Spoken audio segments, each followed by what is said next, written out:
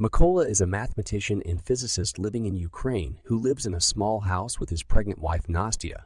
Both are very happy with each other in the morning. Mykola says goodbye to his wife and then takes his bicycle and leaves for college, after which Nastya is left here alone at home. When Mykola reaches school, he sees a news on TV in which it is said that today Russian army has killed more than 100 protesters, because of which the president of Ukraine is very upset, and he is planning to leave the country. The Russian army is killing the people here one by one because they want to take over the whole Ukraine. Mykola gets very upset after seeing this news, and he goes to his class to teach the students. He explains each and everything to the students very well, so that they can understand everything very well in this class. There is a boy named Ivan who is very different from other students. He doesn't like Mykola at all. That's why whenever he gets a chance, he bullies his teacher, but Mykola always ignores him. Now, after class is over, Mykola goes to his home. The next day, when Mykola was going to college, he sees some people with guns on the way, but he doesn't pay much attention to them and goes straight to his college. On reaching the college, quite surprised because the whole class is lying empty here. There is neither any teacher nor any students. When Mykola watches the news on TV, he learns that his whole country is in turmoil because the Russians are trying to take over every place. Seeing the news, Mykola quickly goes back home. He remembers that he saw some people near his house with weapons in their hands. Mykola here understands that the soldiers he saw on the way were Russian soldiers. Thinking of this, he starts riding his cycle fast. From some distance, he hears the screams of his wife because the Russian soldiers were beating his wife. Mykola comes to save his wife, but a soldier knocks him down with a gun. Begs the soldiers not to kill his wife because she is pregnant, but the soldiers not to kill his wife because she is pregnant, but the soldier do not listen to him. A soldier goes inside the house and sets it on fire. After burning the house, both the Russian soldiers start leaving. Seeing this, Nastya tries to hit them by throwing a stone, but the soldiers shoot him, due to which Nastya dies on the spot. Mykola is completely broken by the death of his wife and starts crying bitterly. After some time, two Ukrainian soldiers come here. Both of them dig a grave here, after which Mykola buries his wife's dead body here. After the death of his wife's dead body here, after the death of his wife, Mykola's life becomes desolate because now he is neither a house to live nor a family. Mykola doesn't understand anything here what to do now. That's why he goes with Ukraine army. Mykola says, I want to join army, so soldiers take him to his senior. The senior doesn't trust him because he thought that he is a spy, but Mykola assures the senior and says that my aim is to join the army and kill the Russian soldiers and drive them out of our country. Hearing this, the senior gives him a chance and his training begins. Mykola was a common man and he knows anything about guns, so he has to face a lot of difficulties during the training. But a woman explains to him how to assemble and disassemble a gun. The soldiers here think that Mykola will never make a good soldier, but Mykola trains hard to prove himself. One night while training, Mykola tells his comrades that you guys should not call me Mykola because my codename is Raven. Hearing this, a soldier says that one does not get the codename just like that, rather one has to earn it. This training is a challenge for Mykola, but he learns all the knowledge and skills very well to take his revenge. One day, Senior tells everyone that there are very few snipers in our group while we should have more snipers. Senior asks here, how many of you guys want to become a sniper?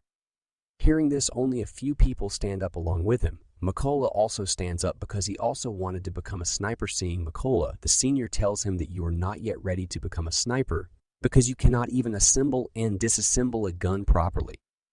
Mykola says, I need one chance to prove myself, and I will do it in just 20 seconds. After this, the officer puts an AK-47 on the table. To everyone's surprise, Mykola first blindfolds him and then quickly disassembles the gun, and then assembles the gun, and then assembles.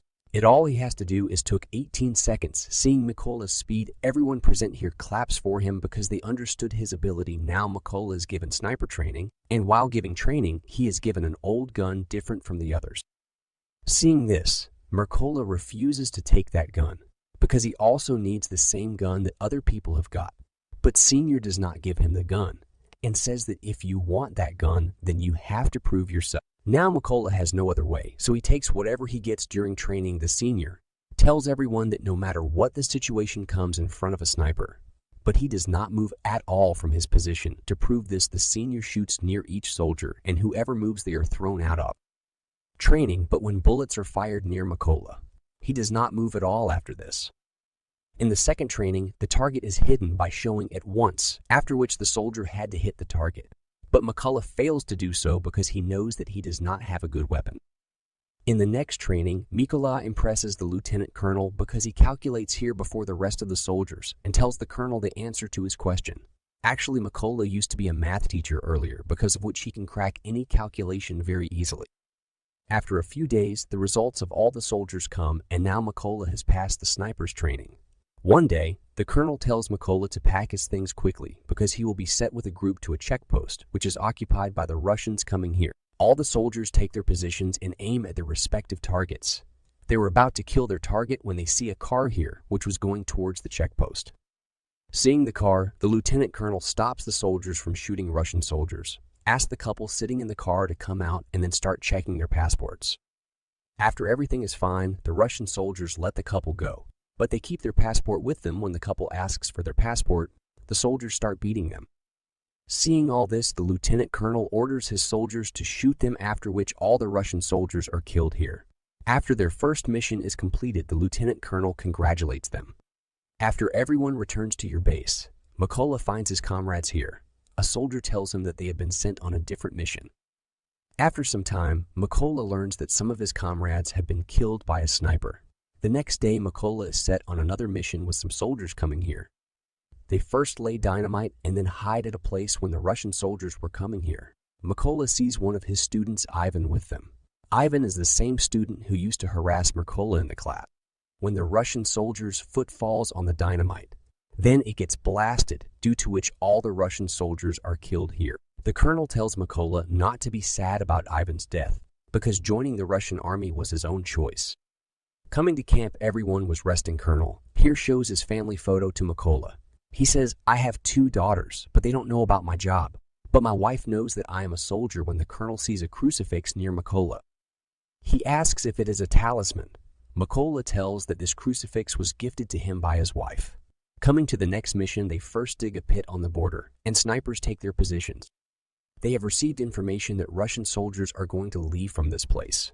Meanwhile, we see the Russians who are preparing to attack this place.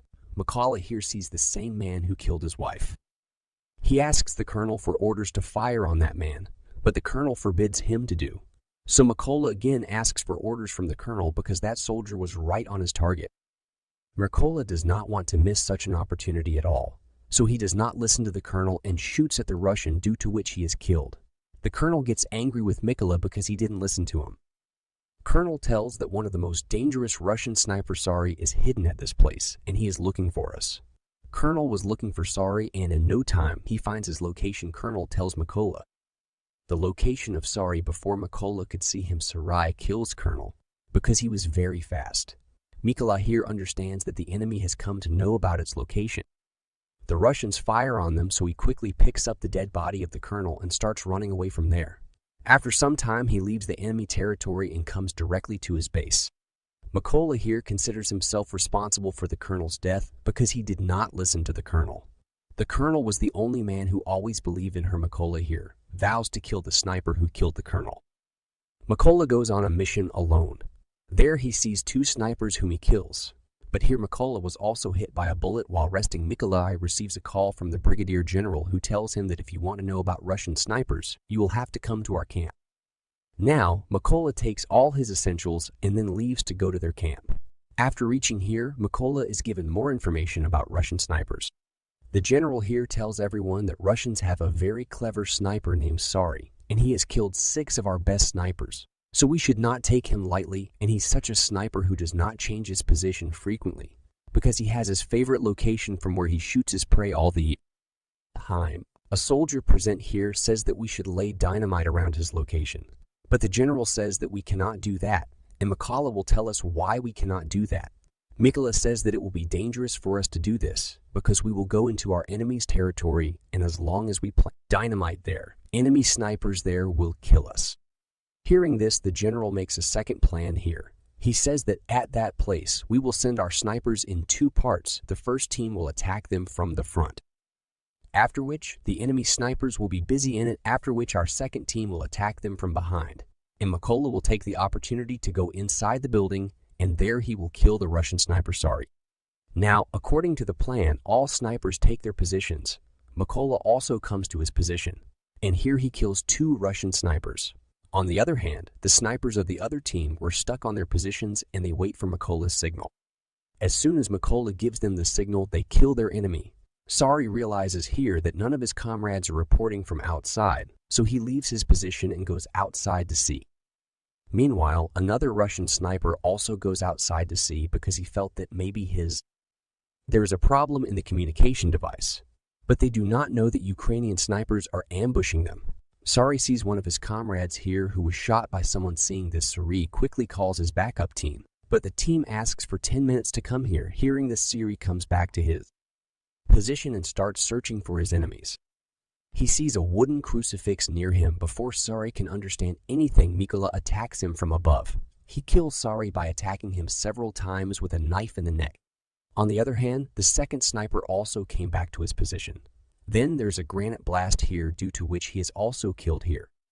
When the Russian backup team calls, Sari, Mykola answers from the front. He kills the truck driver. Seeing that, all the Russian soldiers come out of the truck, but they did not know that Ukrainian snipers were ambushing them. Ukrainian snipers kill all the Russian soldiers here after killing them all.